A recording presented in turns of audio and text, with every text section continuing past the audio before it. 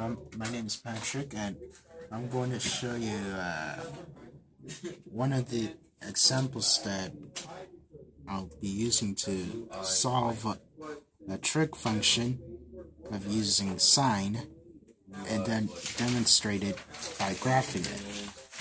So here, the first example that I have is 9 sine, which will be 1x, that is parentheses, minus 5. So, first, by solving this, we're going to take out the 5. So, we're going to add 5, and that will cancel it out.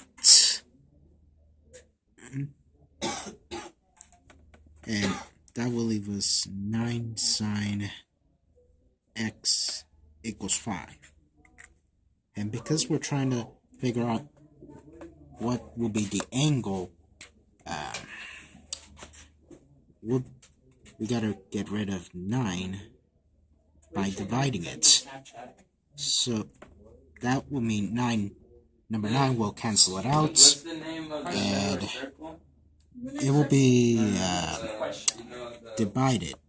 So in other words, 5 divided by 9 will be sine x. Now we're gonna do it in a trig function. So sine x will be sine negative 1 exponent, and it will be divided by 5 by 9. And you can do this in a calculator. Make sure that you have in a degree mode, because both radian and degree are different and they will give you different answers. Make sure it's in degree.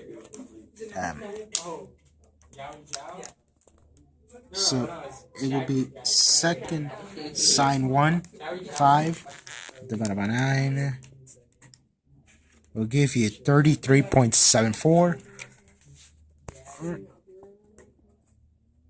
And I will round it up to 34 degrees.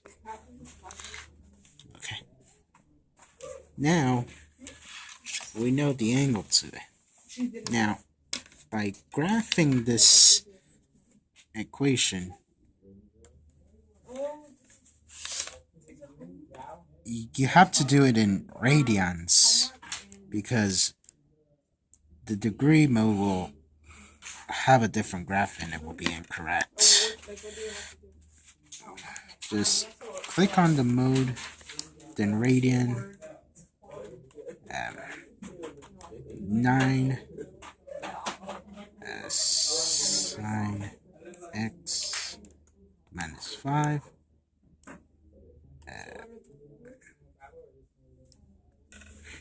Well, the graph to it will be like this.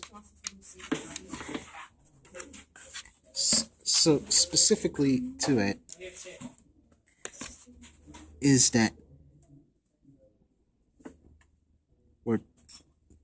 that I'm doing in pi's of x, while the y's I'll do it in even. And because it's kind of lengthy to figure out what are the points, you can solve it by using second window. It will be a table setup, and you can put in any equation that has to do with pi, like 2 pi, half pi. And if you click table, the first equation, the first top of it will give you the point of it. So like 1 pi will give you right around -5, and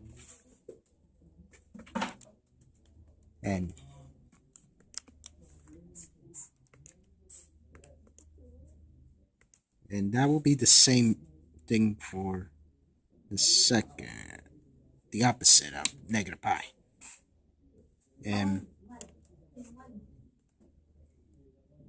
And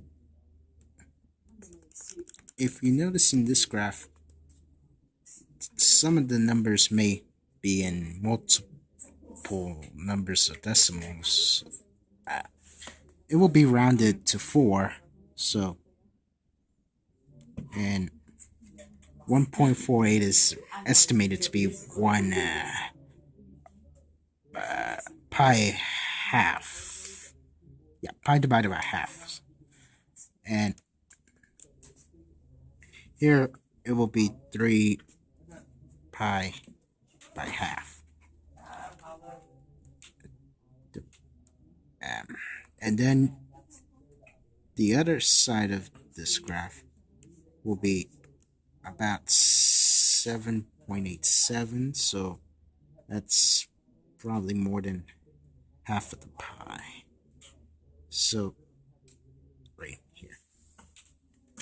And technically this graph would be like right there. And so we know that both graphs at the ends will go down and then resume back up. The remaining of the graph here will be probably more than 10 for sure. Because if we, let's say, click the window, just to make sure, I'm trying to do it with 50 to make. You probably may know that the graph may be about 10, more than 10. I would say 15, less than 15, I would say. Because here in my example, right here, my graph can go up to -6, but it's going to continue down. So this is the example number 1 of the sine function. So here I'm going to do a cosine function, and cosine is much different than sine. So here we got 7 cosine of x plus 6, and we're going to solve it first. So here, because we want to get rid of the 6, we subtract to cancel it out. So, and we want to get rid of 7 so that we can figure out the angle of the cosine. So we divide it by 7. That cancels out. We're going to leave with cosine x, which will transform it to cosine -1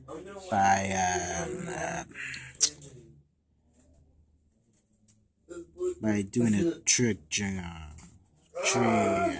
geometric form. I think that's how you say it, right? But anywho, it's gonna be -6 divided by 7, and cosine -1. We're gonna try to figure out the angle of it. And if we do this on calculator, remember that in the previous video, you have to have it in degree mode to solve for the angle. So 7 cosine x plus 6, hold on.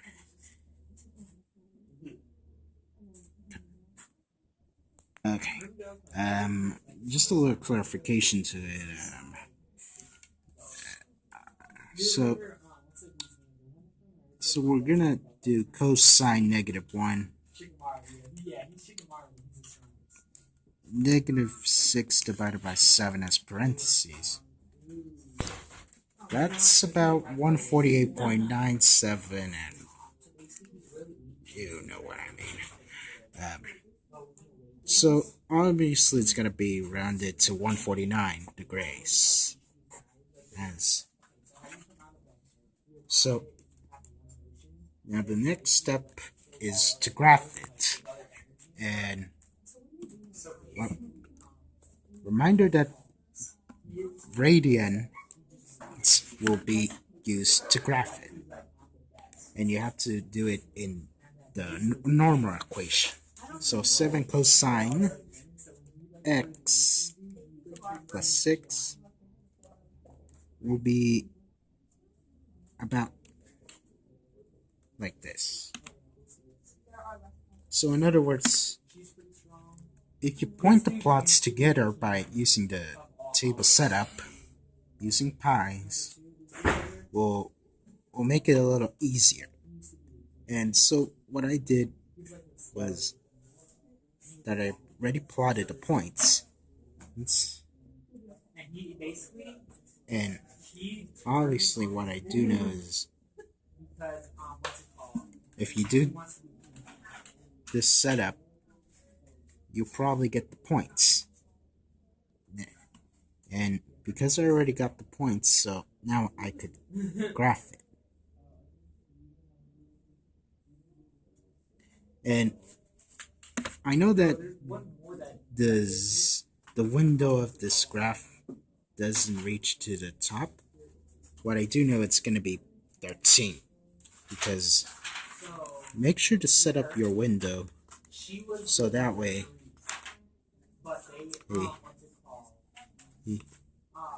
you'll probably may know where the top is at. So it will be technically right around 13. So,